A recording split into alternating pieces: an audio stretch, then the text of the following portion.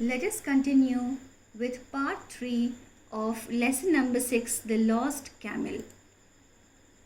Scene 3. The King's Court. The king is seated on the throne. The man and the ministers appear before him. Alright. Now after the two scenes, what do we see? That the man has come with the three ministers to the court and the king is seated there. Alright, now let us see what happens next.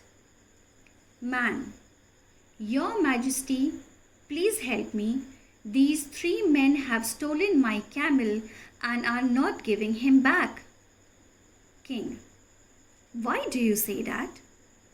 Man, they know everything about my camel.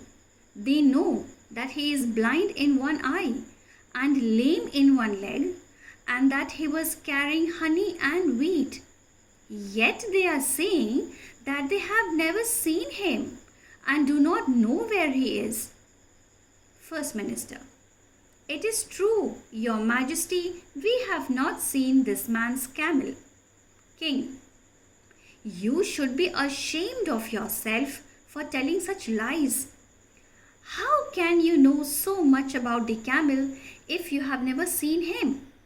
Now children, here the highlighted word is ashamed, and by that what we mean is feeling bad because of one's action. So now what are we seeing in this part?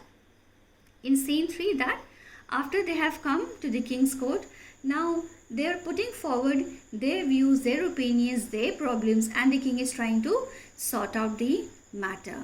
Right here the man is narrating the entire story of what all the ministers, all the three ministers told him about his camel, and here the king, he is blaming the ministers that in spite of knowing the truth, how can they be lying? Like it seems they are lying. First minister says again, we are speaking the truth. We have not seen the camel. We will explain how much we know, so much about the camel.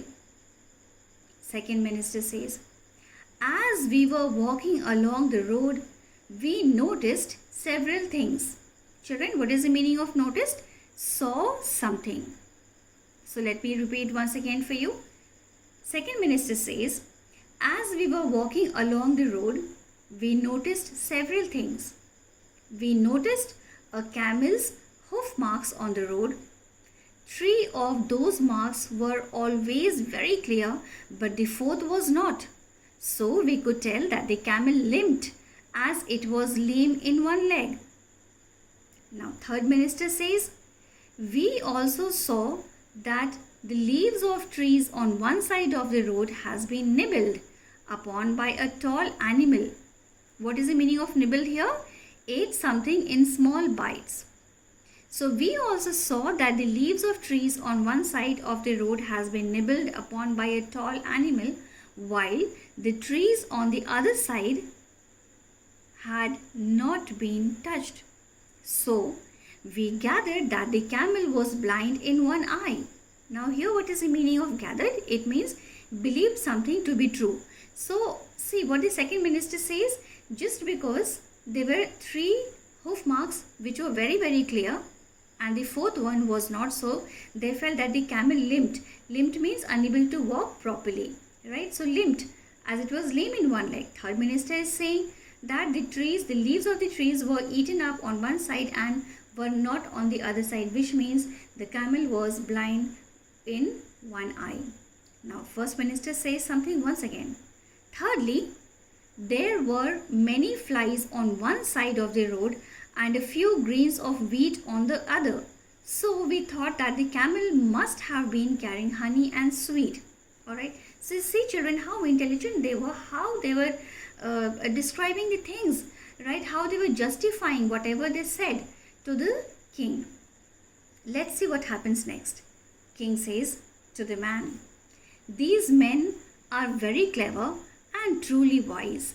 They have not seen your camel. You must look for him yourself. Right? Finally, the king now believes that the 3 ministers are absolutely correct and they are not lying, and so he tells the man to find out his camel himself. Then what happens in the court? The man exits. Exits means he moves out. Now, the king turns to the three wise men. Turns to the three wise men means now he looks and he pays attention to the three wise men. And he says something. I must give you a reward and not punish you. Please stay in my court and help me rule my people wisely and well. I cannot lose such wise men. See children, how finally the king realized that yes, he needs wise people like them. Those three ministers, they proved themselves to be very wise. So ultimately, I suppose when we began with this play, what was the matter? The matter was building another palace just like his neighboring king, right? But finally, he realized that the three ministers, whatever suggestions that these three ministers gave to him was absolutely correct, right? So finally, like he believes the ministers, and he says that yes, fine, they are wise and I need them in my court, right? So that I can function well. He wants to perform better. He wants to do better with his people. Now, what is the moral of the story? The moral of the story is when we decide to do something, we must see how it affects those around us. We must not be selfish and do things that are useful or good only for us and not for others. Now, at the end, children, I hope you've understood the complete play. I hope you've understood every small little minute details of the same. Now, what will you do is you will learn the word meanings given in this video, and you will also write them in your notebook. So children, with this note, I would thank you.